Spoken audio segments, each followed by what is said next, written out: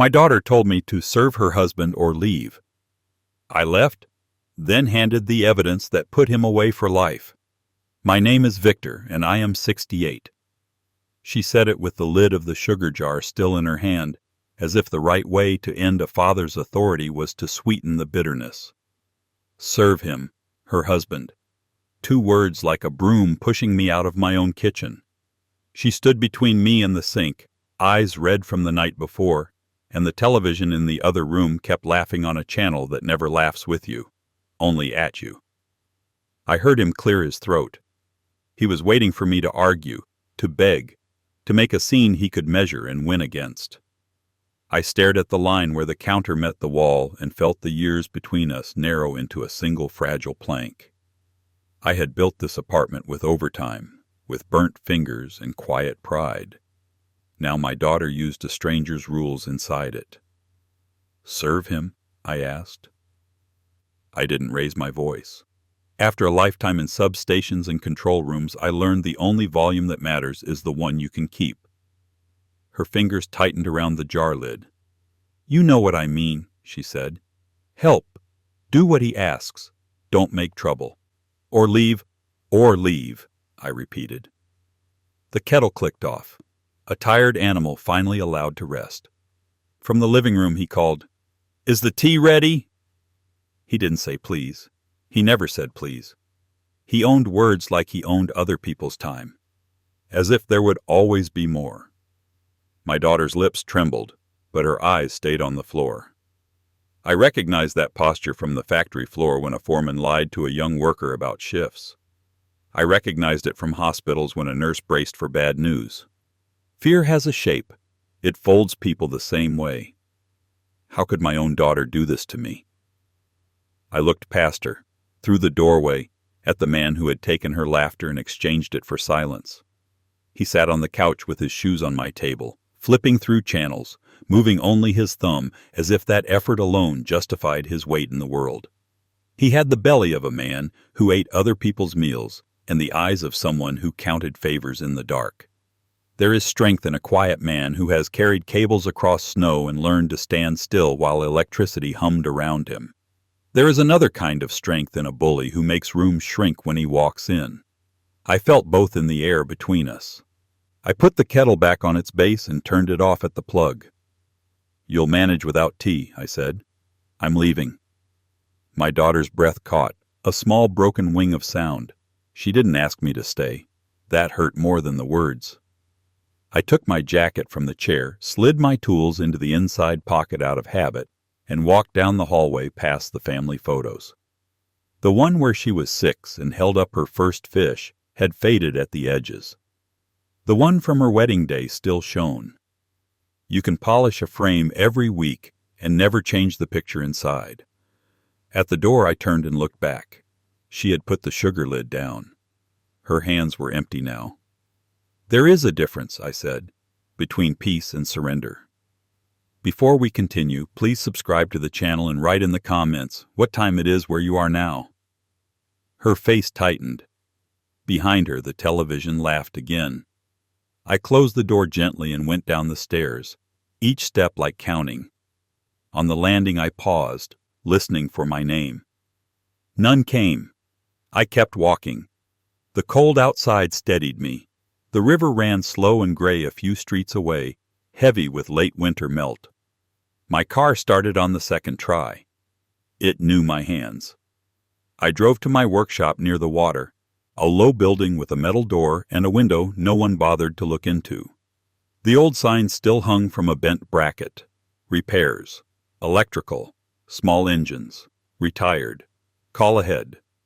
People read the first word and ignored the rest. Inside, the air smelled like solder and pine. My bench was clean the way I liked it. Soldering iron on its stand, 3 camera modules the size of shirt buttons in a plastic tray, a roll of wire, a handheld recorder wrapped in cloth, and a small black device with a switch. My phone jammer, bought legally for testing in a cage but useful in a pinch for privacy. I told myself I used these for model trains and birdhouses. The truth had been sitting under my palm for months. I had been stocking tools for a problem I didn't want to name. I lifted one of the camera modules between thumb and forefinger. I had bought them after my daughter first arrived with a bruise she said was from the gym. That day I said nothing, but I drove to the electronics market and paid cash. I told myself I would never use them. I set them on the bench and pretended they were for hobbies. Denial feels respectable when you arrange it neatly. I turned on the overhead light and looked at my hands. 35 years inspecting power substations had trained them to notice what eyes miss. Loose screws, heat marks, patterns. People lie. Patterns don't. My daughter's bank statements had stayed in my drawer for months after she asked me to help her understand why her balance fell in round numbers every Friday. She said it must be the bank's fee. Banks do not charge hundreds in round sums every week. I printed the statements, drew tight blue circles around the withdrawals, and put the paper away because she asked me not to make trouble.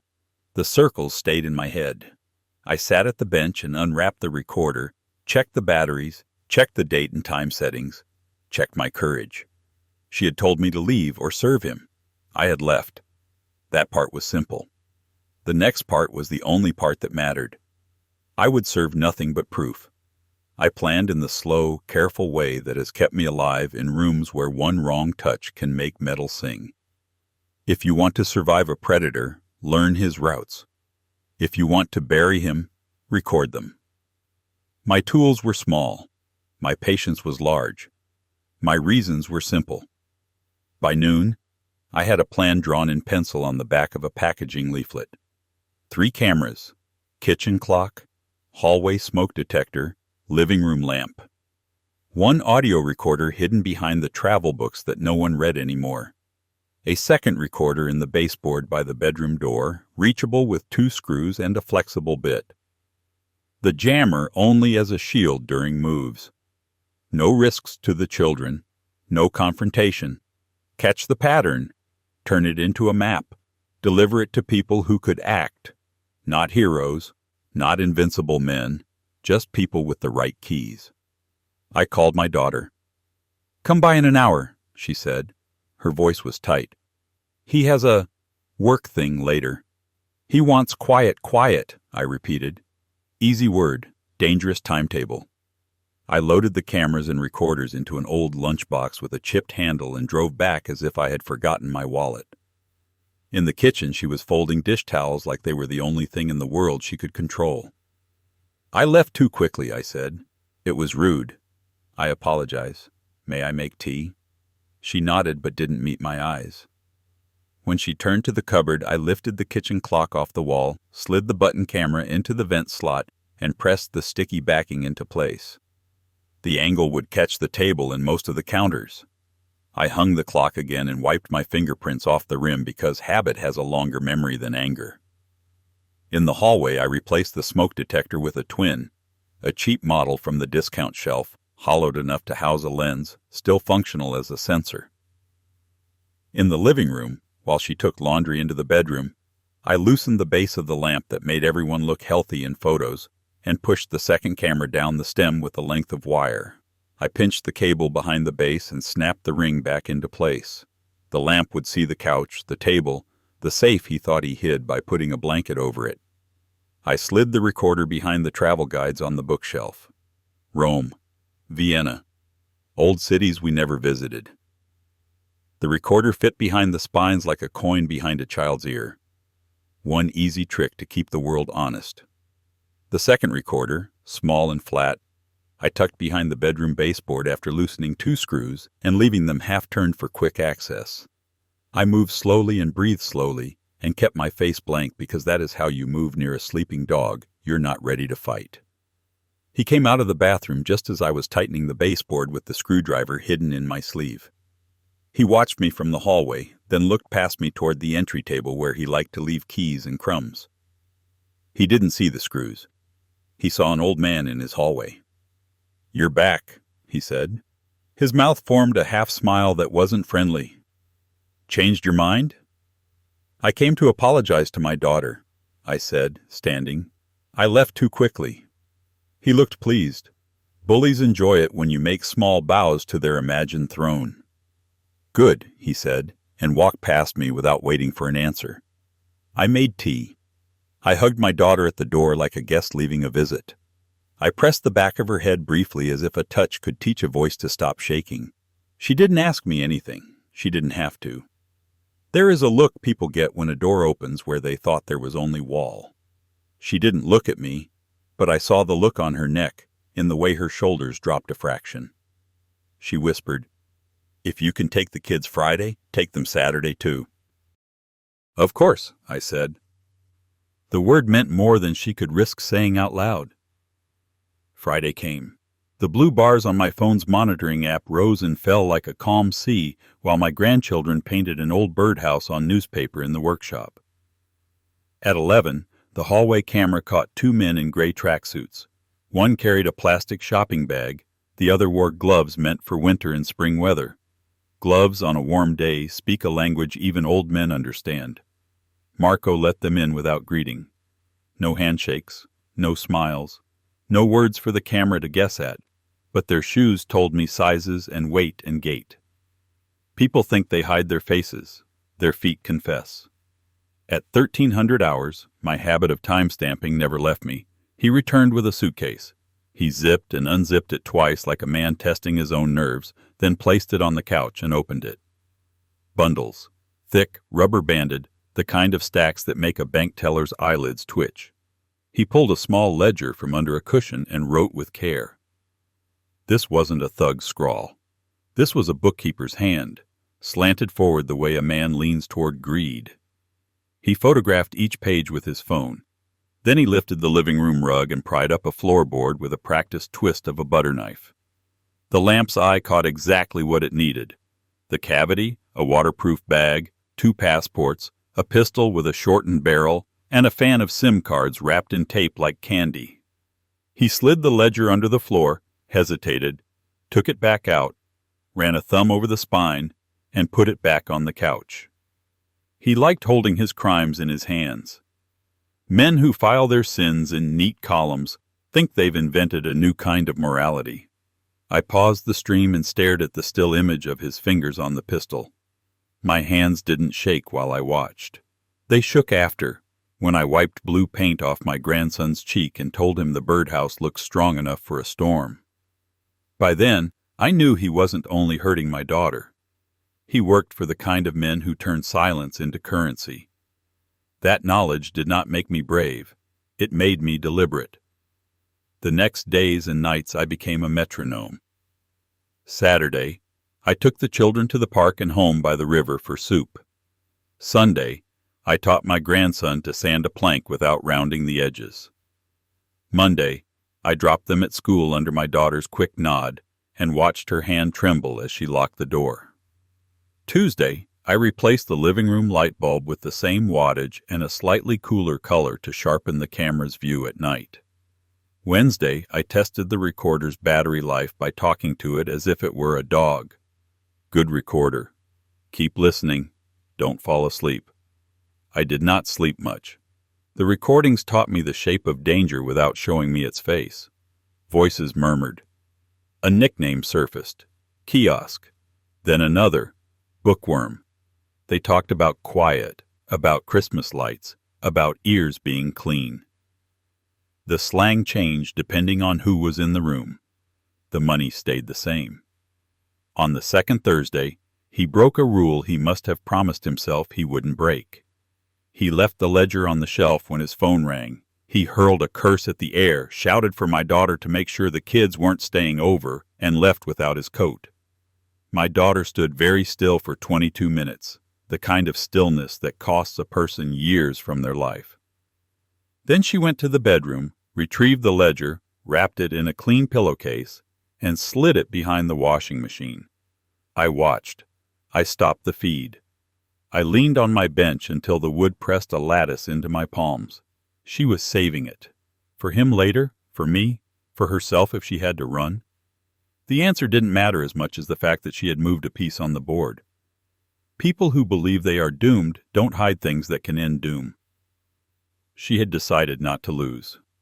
That night I walked in with cough drops for my grandson and asked for a glass of water. In the kitchen I turned the faucet on high, letting the water roar like cover, and slipped the back panel off the washing machine. The pillowcase slid into my bag, and a decoy pillowcase folded with towels took its place. I left as if the only problem in the world was a child's cough. At the workshop, I washed my hands like a surgeon, then opened the book. A good ledger chills you because it looks like a harmless calendar. Dates, initials, amounts, symbols, arrows, balances carried forward. At the top of one page, compensation. Under it, 3 initials I recognized from a different world. 2 officers, 1 inspector.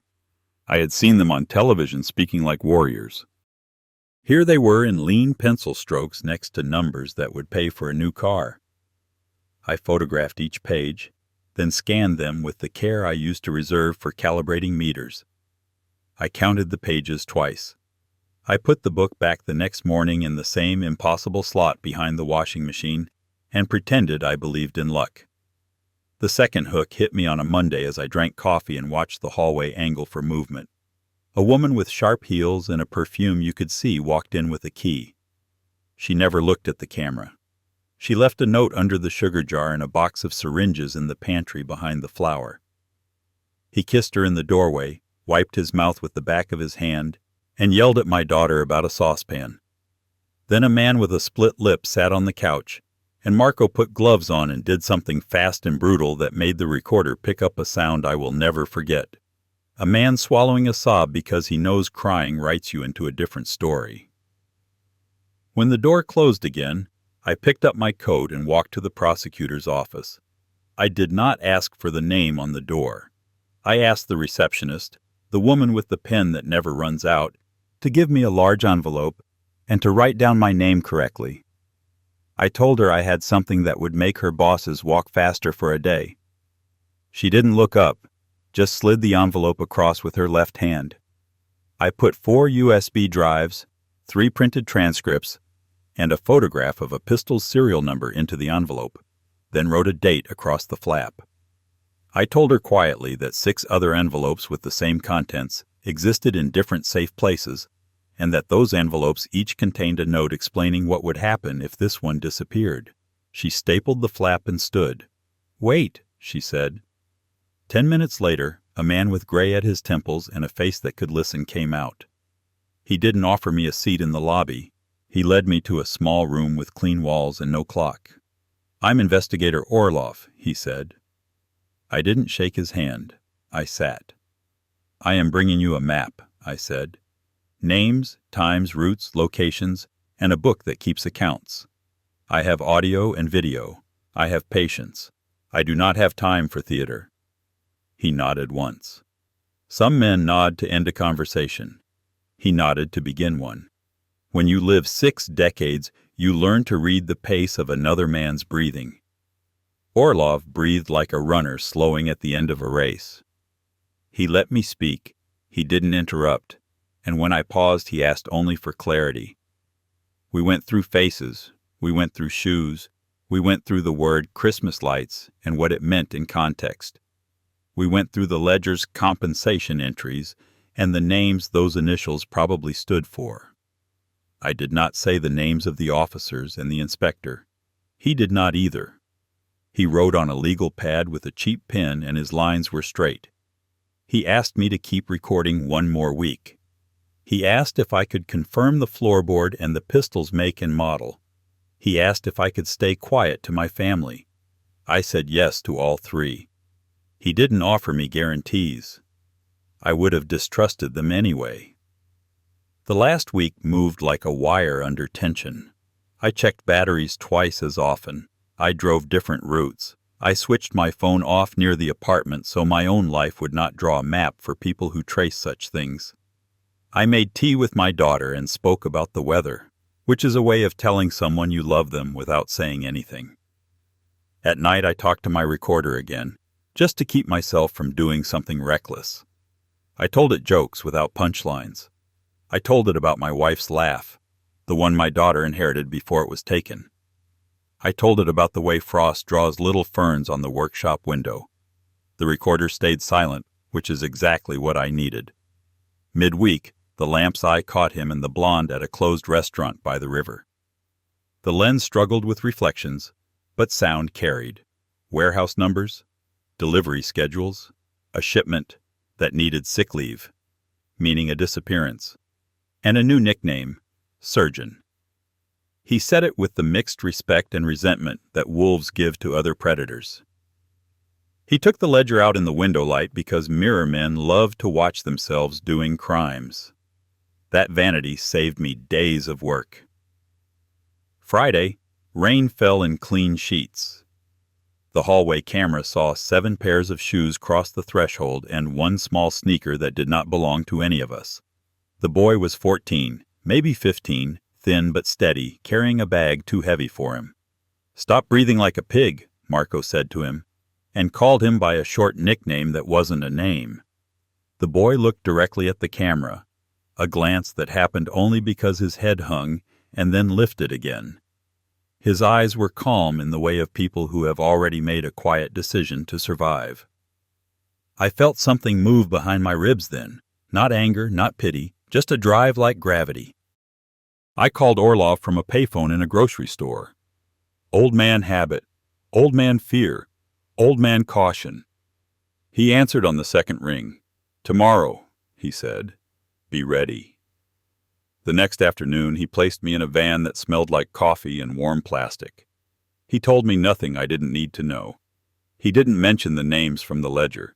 He didn't explain strategy. He just said, "It's time." I had arranged for my neighbor to take the grandchildren to the zoo. My daughter hugged them for too long near the door and pretended she was fixing a collar. We drove near the old mill. 2 more vans moved into place on streets that formed a triangle on the map in my head. At 14:03, a calm voice spoke over a radio and the triangle closed. What happened next happened fast and without the hero music men of my age sometimes play in their heads. Doors, steps, commands in tones that make obedience a reflex. The floorboard came up. The ledger, the pistol, the passports, the SIM cards, all in bags with evidence numbers before I could finish one breath. The blonde was detained with a handbag full of needles and a mouth that ran like a faucet. The boy was led out gently by a woman with firm eyes. The city inspector's office trembled across town under a different knock on a different door. The 2 officers with initials in the ledger returned their badges to a tray without meeting anyone's eye. They took Marco in the corridor, barefoot and shouting. He asked for shoes and a watch. He received neither. He demanded a lawyer for his wallet more loudly than he asked for one for himself. He tried to look for my daughter. She was at the zoo staring at a sleeping bear with 2 children who didn't know their lives had just been straightened like a crooked picture on a wall. I did not try to watch. I waited in the van with my hands on my knees and counted my breaths. Sometimes the bravest thing you can do after beginning is to stay out of the way of the end. When the door opened and Orlov climbed back in, he nodded once, the same nod as the first day, as if to say, "We began this the right way. We have a chance to end it the same." The charges came like a list a careful man makes before a long trip. Racketeering, trafficking, possession of illegal weapons, conspiracy to commit murder, extortion. 11 counts at first, then 3 more. The man with the split lip had died of a brain bleed 2 days after the lamp watched him fall to the floor. The surgeon was not a surgeon. The blonde had names to trade and no loyalty to spare. The boy had a statement and a memory that refused to be pushed down. The ledger had the rest. Its inside cover had one short line in my daughter's tight handwriting. "If I don't make it, give this to my father." When Orlov showed me that in a quiet room with low light and 2 chairs, I read it twice without letting my throat close. He handed me a paper tissue and looked somewhere over my left shoulder so I could have the dignity of not being watched while I swallowed my grief. He did not mention the officers or the inspector by name. I did not ask him to. I had chosen my war. He was fighting his. The middle act of a man's life ends not when the danger ends, but when the habit of danger ends. In the weeks that followed, I kept watching our doors, kept checking our windows, kept expecting a shadow where there was only a coat. My daughter slept in the spare room with my granddaughter. My grandson slept on the couch because he wanted to be the guard. Every morning we woke and looked at each other with the eyes of survivors, and then, slowly, the eyes of a family again. The trial did not drag. Orlov said that when a structure is well built, you do not need to lean on it to make it stand. Witnesses did not waver much. Recordings do not forget. The ledger speaks in a grammar juries understand, dates with numbers attached.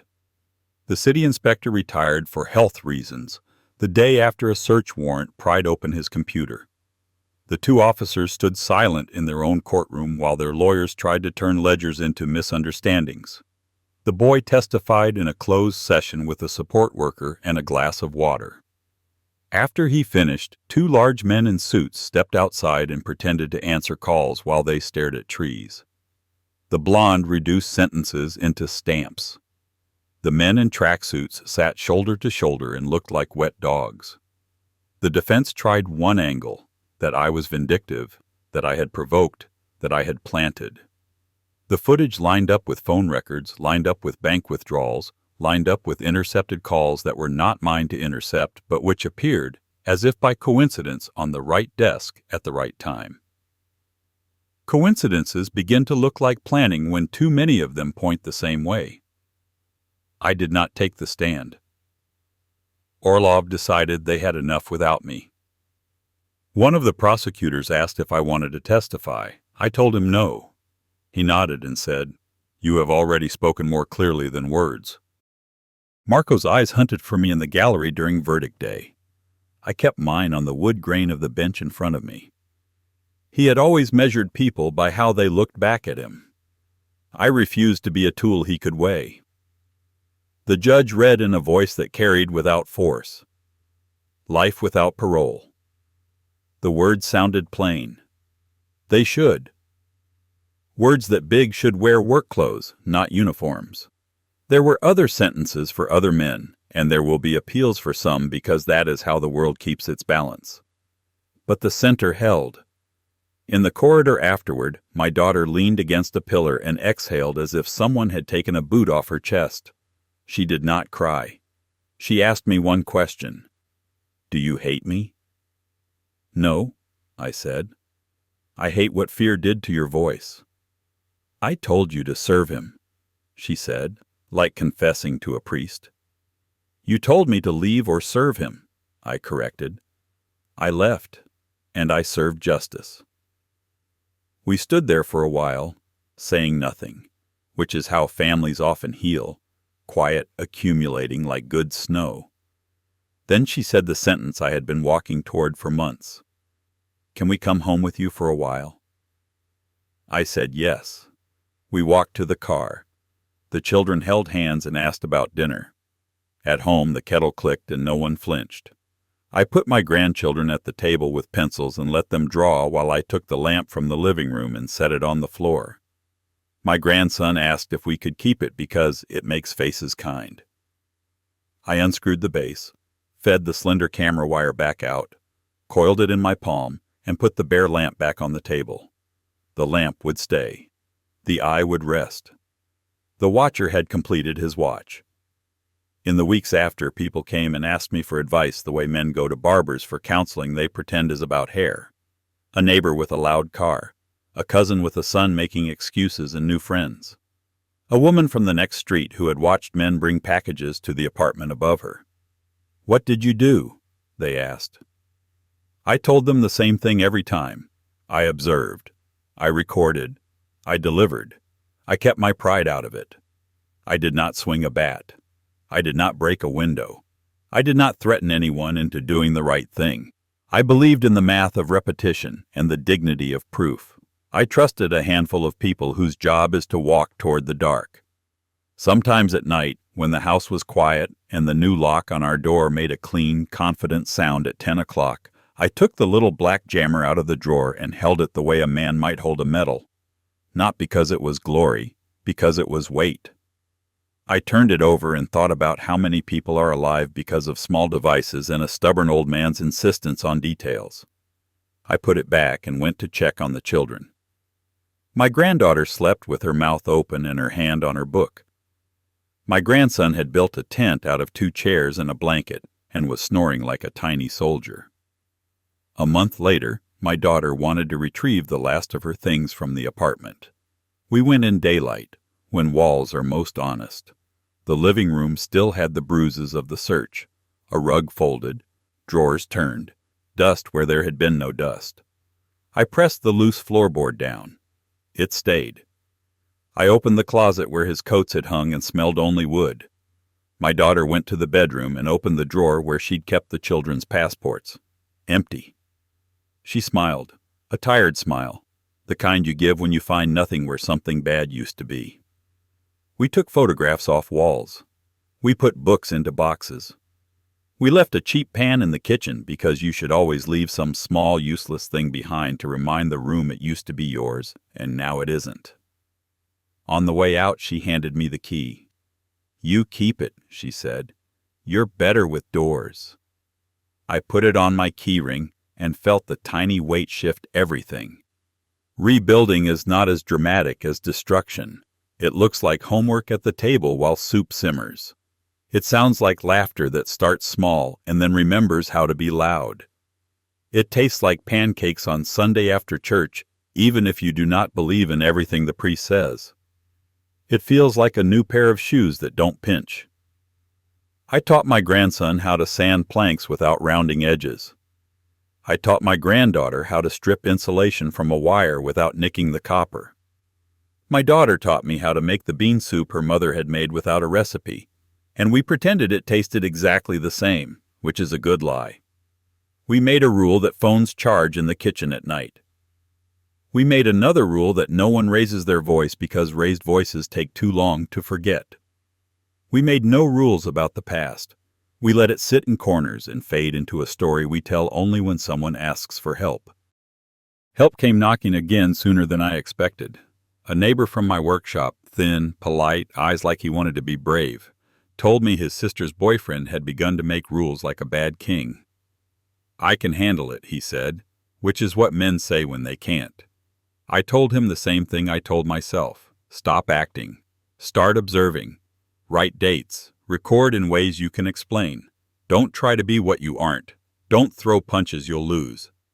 He returned a week later with a small notebook and a voice that had decided to be steady. We spoke to Orlov. The wheels turned again. Small victory, no headlines. Safety, which is the only headline that matters when you have a family. Once in the grocery store, a woman I didn't know touched my sleeve and said thank you. I didn't ask for what. I nodded and kept walking. Pride is heavy. It slows your feet. I prefer speed. There were moments of anger in me that surprised me by their suddenness. I had dreams where I grabbed him by the throat and squeezed until all the evil in him poured out like bad smoke. I woke and shook the dreams off like rain. In the daylight, I remembered the ledger and the small camera in the lamp and the boy's calm eyes, and I was grateful I had not turned my life into something it couldn't survive. Revenge feels clean in the imagination. In reality, it muddies every room you carry it into. Justice, actual justice, is quieter. It requires patience and the humility to accept that you will not be the face in the final photo, only the hands that set up the tripod. One evening, my daughter brought me the coffee tin she had used to hide small amounts of cash. "I don't need this anymore," she said. It clinked with coins and quiet savings. I opened it and found under a cardboard circle a folded note in her handwriting. I expected a list. It was a single sentence, written months earlier, the night she hid the ledger. "If I disappear, the book is for my father." I folded the note and put it in my wallet. I carry it still. Each time I touch it, I feel the grit of the paper and remember that fear can be taught not to win. On the first bright Sunday of spring, we took the children back to the old apartment block to pick up a lost jacket. The elevator, which had always smelled like metal and hot wires, smelled only like dust. We walked past doors that had once heard too much. At our door, my daughter slid the key in and paused. "Not home," she said, and turned it anyway. Inside, the rooms looked smaller than they had when fear swelled them. I went to the lamp, tightened the screws, and plugged it in. Light fell across the couch. My grandson asked if the lamp would come to our new place. I told him yes. He asked why we liked it. Because it shows you what's there, I said, and because it keeps secrets when it must. We carried the lamp out together, the way people carry a canoe, careful, laughing when the corner caught on the stair rail. On the street, my daughter locked the door and handed me the key again, as if keys could breed in a pocket. "For your collection," she said. Maybe I am a collector of keys. Maybe every man who lives long enough becomes one. Some doors you close, some you hold for others. Some you leave ajar for children who run to the bathroom at night and want to find their way back to bed without fear. I do not pretend I won a war.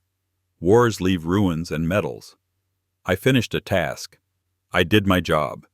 The job was simple, and it was everything. Leave when staying means surrender. Record when witnessing isn't enough. Hand the evidence to people who can use it. Don't let your pride make a mess of the floor you just swept. When my daughter told me to serve a cruel man or leave, I did not argue. I left.